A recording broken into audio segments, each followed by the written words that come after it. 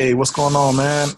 I'm going to show you guys how to restore photos, okay? And do retouching on Photoshop, okay?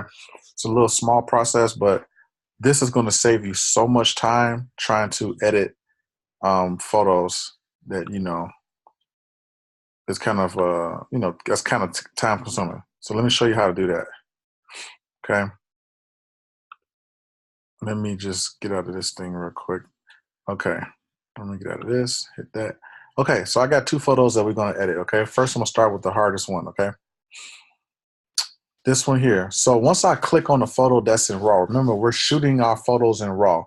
You don't wanna shoot your photos in JPEG because if you shoot them in JPEG, it takes away from the pixels, okay?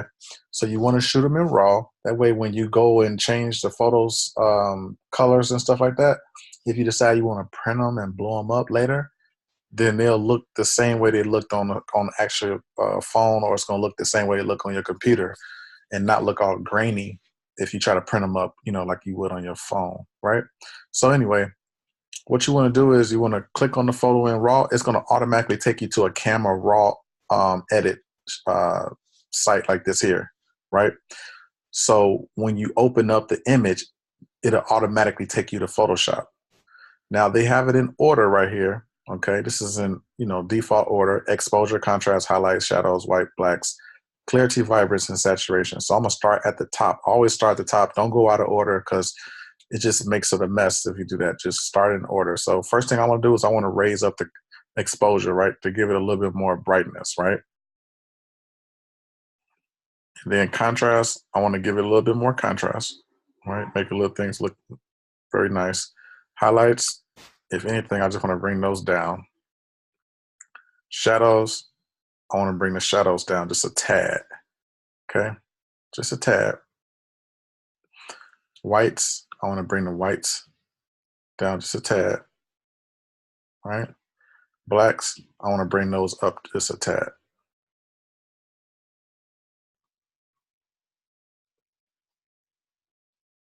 Well, I like it down just a little bit, but up more than down. So I'm gonna bring those up just a tad, right?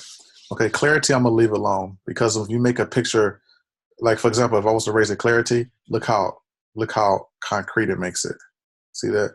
But if I was to bring the clarity all the way down, look how soft it makes it, right? I don't want to touch that right now, not in this picture, not for this type of retouching.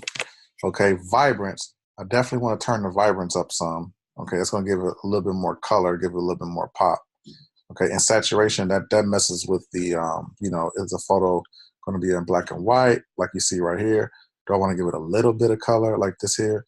Or do I want it to be fully saturated, which doesn't look right, does it? So we just leave the saturation right at 0. Now, when I want to go do a look at a before and after, all I got to do is click on the P key. See, before, after, before, after. I like what I see. So then the next thing I do is go to open image. Click on open image. Automatically takes you to Photoshop. Okay. Now, the first thing I want to do on Photoshop is I want to make a layer. I want to make a layer because all of the changes that I'm going to do on the photo, I don't want it to affect the actual photo. I just want to make like different like drawings on top of this photo, and then at the end we'll save it to make it one complete photo, right? So that's what the layers do for you. So to make a new layer, you just hit Command J, right? So that's layer 1. Okay. Next thing I want to do is I want to, remember, we're going to start retouching her face. So let's work on that. We're going to hit normal. We're going to hit normal right up here at the top. Click all the way down to where it says vivid light. Click that. And then we're going to invert that by clicking on Command I. Okay. Now that's converted. I want to go to where it says filter, other, high pass. And I want to make sure that that's at 24 pixels down here. Okay. Hit OK. Next thing I want to do is hit filter, blur, Gaussian blur. Click on that. Make sure it's between 3 and 4 pixels, okay? And then you hit OK. For this photo, 3.5 is okay. So I hit OK. Now I want to make a new layer mask, right? So I want to invert this and draw on her face.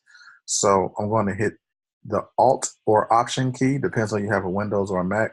Then down at the bottom where it says Add a New Layer Mask, I want to click that while I'm holding on to the Alt Option key. It's going to invert it like that. And then I want to hit Command and the plus sign so I can zoom into her face. So you can see what we're going to be actually doing to her face, right? And then the next thing I want to do is I want to hit the B key so it can bring the brush tool out, okay? At the bottom left corner here, remember white reveals, black conceals, right? And to toggle between the both of those, you just hit the X key. But for right now, we're just going to go ahead and start working on her face. We're going to take the blemishes off. This is this way to retouching. Like there's a million ways to retouch on Photoshop, right? But this particular way, it lets you airbrush her face without losing the details in her face, right? So you still see the details in her face, but what it does is it just matches her skin tone and then it just smooths it out, right? So it's not changing the color of her face. It already matches her skin tone and it just smooths out her skin, which is awesome, right?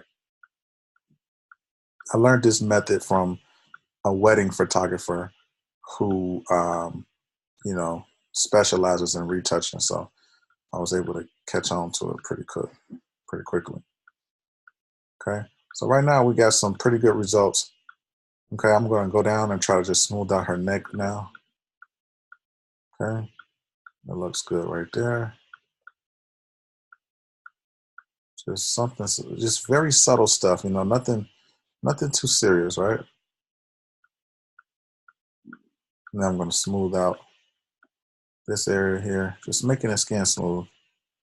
Nothing too serious. Oh, I drew too close to her thing here. Let me just take that off.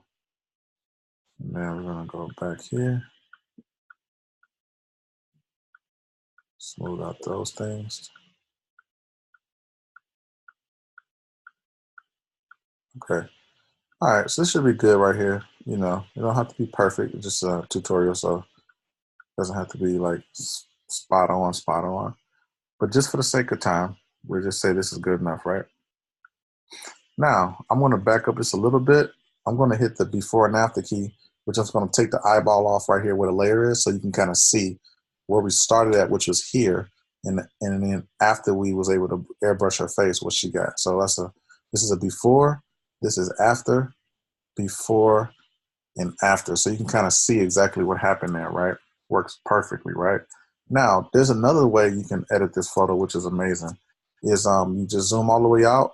Now the background is pretty nice. I got it blurred out just a little tad. But in order for her to pop, you can make her look like it's an actual like sunlight hitting her face and hitting her skin and her body.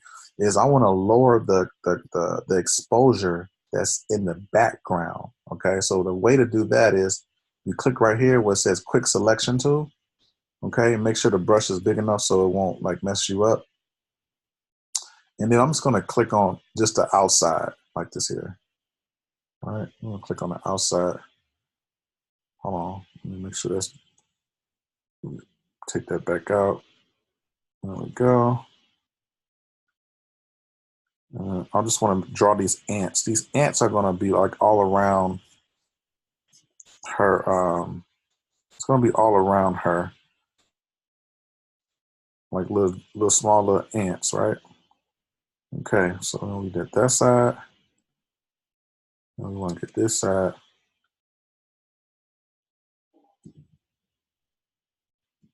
Okay. Boom. Perfect, right? Okay. So these little ants serve a purpose. Okay. All I do is just do a little bit here, make sure it's perfect, and then voila. Right? And then I'm gonna do the same thing. I'm gonna hit the shift key right here, and it's gonna make this smaller. Hit the shift key in here to draw the answer in the middle where she is, right there. And then we're gonna do the same thing on this side. Uh-oh, hold on, Command Z. We're gonna do that one more time. Command, boom. Command Z, we don't want that to happen.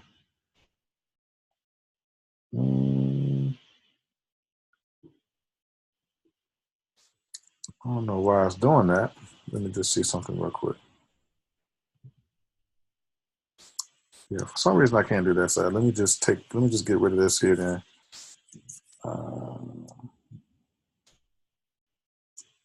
Let's see something here.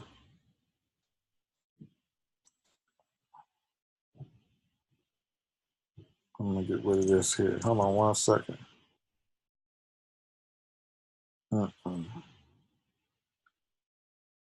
Not a problem. Okay, so we just work on the outside just for the sake of the tutorial, right? So what we want to do next is we want to go to where it says exposure, which is right here at the top. Okay, you click on that. Okay, and what's so cool about this, you see that the marching ants went away, right? But once I change their exposure, watch what happens. See, when I go up, the exposure goes up. But for the sake, I want to bring her exposure down. Now look what happens. You see how that just happened? Wow. See how her face is much lighter now. So look, I'm going to show you the before and after. So this is before and this is after. See, it's a little bit better. See? So now we got the background just a little tad darker. Now I want to see if I could add some more vibrance to her shirt. Because what happened was the exposure from the light inside kind of washed some of her, washed it away, the color of her shirt. Even though her shirt is really that color, but we want to add just a little bit more vibrance when it's digital. So we just click on where it says vibrance, okay? And then this is really cool. What we do is we just raise it all the way up as high as we can go, like that, right? Now, remember, we just want her shirt to be this vibrant. We don't want her whole face and body in the background to be that vibrant, right? So what we do is we invert it. So we hit Command-I to invert, and it goes back to original color. Then we hit the B key for the brush tool, right? And now we're going to brush on that vibrance that you just saw just a few minutes ago. So then we brush that on there, all right? And then what I'll do is, so I'm just hitting the areas on her shirt. What's so funny is like, it really looks like I'm not doing anything. But the moment I do it before and after, you'll definitely be able to tell.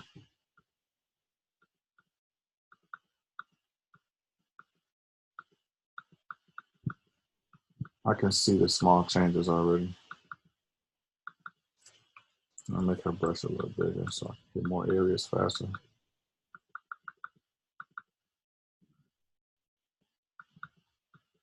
And if you get like too close to her, like her skin or whatever, or the outside, the good thing about this is that it doesn't matter. It's not going to make a big difference.